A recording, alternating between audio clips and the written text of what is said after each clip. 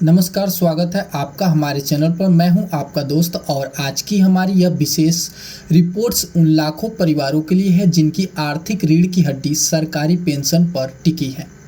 अगस्त 2026 pension लाभार्थियों के लिए इस महीने कई सवाल लेकर आया हूं। इस महीने में क्या होगा सभी जानकारी देने वाला हूं। क्या आप वृद्धावस्था पेंशन, विधवा पेंशन, दिव्यांग पेंशन या फिर EPS 95 पेंशन का लाभ लेते हैं? अगर हाँ तो अगले कुछ मिनट आपके लिए बहुत महत्वपूर्ण है।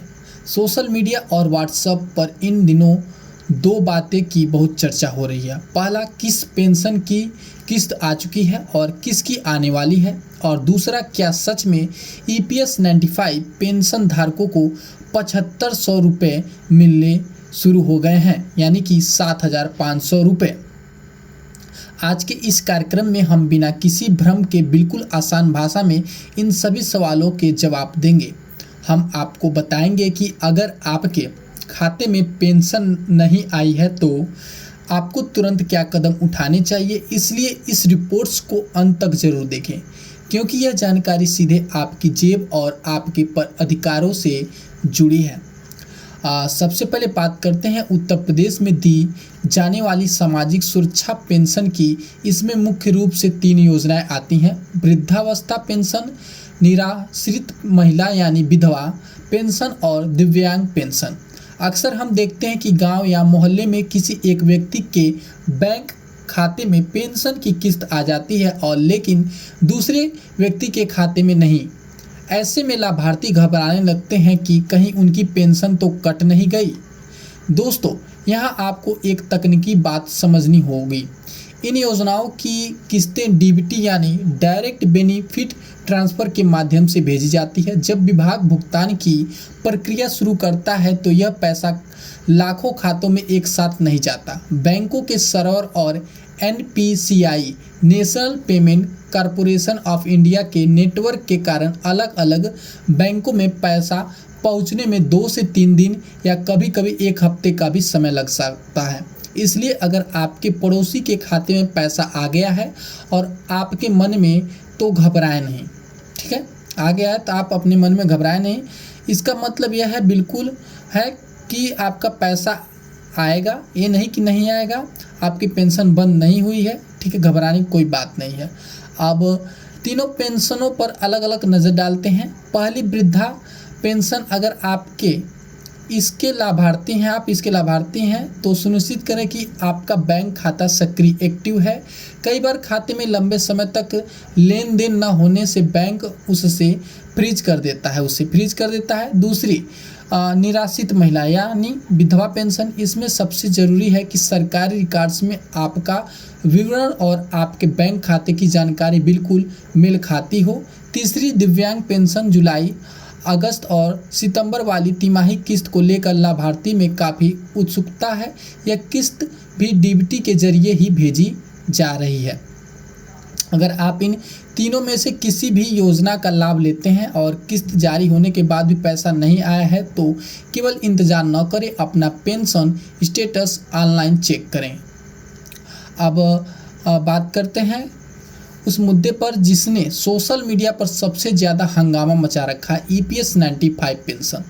सबसे पहले यह समझना जरूरी है कि EPS यानी एम्प्लॉयज़ पेंशन स्कीम 1995 में यह उत्तर प्रदेश की सामाजिक पेंशन से बिल्कुल अलग है। यह EPFO के अंतर्गत आती है और उन कर्मचारियों के लिए है जिन्होंने अपने कार्यकाल के दौरान PF और EPS में योगदान दिया है। पिछले कई दिनों में व्हाट्सएप और यूट्यूब पर एक मैसेज वायरल हो रहा है कि सरकार ने सभी EPS पेंशन धारकों के लिए न्यूनतम पेंशन 7500 रुपये कर दी है और आज से यह खाते में आना शुरू हो जाएगी। तो आइए इस खबर की सच्चाई के बारे में जानते हैं। आपको बहुत सावधान रहने की ज़रूरत है। 7500 रुपये न्यूनतम पेंशन की मांग को लेकर EPS में पेंशन संघर्ष समिति लंबे समय से आंदोलन कर रहे हैं। सुप्रीम कोर्ट और संसद में भी इस पर चर्चा हुई है, लेकिन मांग होना और सरकार का द्वारा उसे चालू यानी कि लागू कर देना, ये दोनों अलग अलग बातें हैं। वर्तमान में ईपीएफओ के तहत न्यूनतम पेंशन 1,000 रुपये की है। सरकार की तरफ से 7,500 रुपये यानी 7,500 रुपये लागू करने को लेकर अभी तक कोई आधिकारिक अधिसूचना ऑफिशियल नोटिफिकेशन जारी नहीं की गई है। इसलिए अगर कोई वीडियो या पोस्ट दावा कर रहा है कि 7,500 रुपये आने शुरू हो गए हैं तो वह भ्रामक है। बिना ईपीएफओ की अधिकारी वेबसाइट पर पुष्टि किए ऐसी किसी भी खबर पर विश्वास न करें और न ही उसे आगे फॉरवर्ड करें।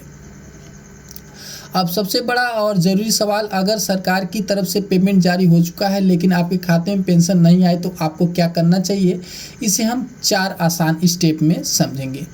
स्टेप 1, पेंशन स्टेटस चेक करें। संबंधित विभाग की आधिकारिक वेबसाइट पर जाकर अपना रजिस्ट्रेशन नंबर या आधार नंबर डालकर स्टेटस देखें। अगर वहां पेमेंट सक्सेस दिखा रहा है तो इसका मतलब पैसा बैंक की तरफ भेज दिया गया है। स्टेप 2, आधार और बैंक की लिंकिंग। डीबीटी का पैसा सीधे आपके आधार से लिंक बैंक खाते एनपीसीआई मैपर में जाता है, यानी जो आधार कार्ड से आपका खाता लिंक कराता है। अगर आपका आधार बैंक खाते से लिंक नहीं है या लिंक हो तो लेकिन एनपीसीआई में अपडेट नहीं है तो पैसा अटक जाएगा। अपने बैंक जाकर आधार सीडिंग का फॉर्म जरूर भरें। ठीक। स्टेप 3, जीवन प्रमाण पत्र। खासकर वृद्धावस्था और ईपीएस 95 पेंशनधारकों के लिए साल में एक बार अपना डिजिटल लाइफ सर्टिफिकेट जमा करना अनिवार्य है। अगर आपने इसे जमा नहीं किया तो सिस्टम ऑटोमेटिक आपकी अगली किस्त रोक देता है। स्टेप 4, शिकायत दर्ज करें। अगर सब कुछ सही है फिर भी पैसा नहीं आया तो अपने जिले के समाज कल्याण विभाग या ईपीएफओ के क्षेत्रीय कार्यालय से संपर्क करें। आप ऑनलाइन समाधान पोर्टल पर भी शिकायत दर्ज कर सकते हैं। इस रिपोर्ट्स का यही हिस्सा सबसे ज़्यादा ध्यान देने वाला है। सरकारी पेंशन के नाम पर आजकल बुजुर्गों को निशाना बनाया जा रहा है। आपके पास कोई अनजान नंबर से कॉल आता है और सामने वाला खुद को बैंक या पेंशन विभाग का अधिकारी बताता है। वह कहता है कि आपकी पेंशन रुक गई है, इसे चालू करने के लिए अपना ओटीपी, एटीएम पिन या यूपीआई पिन बताएं।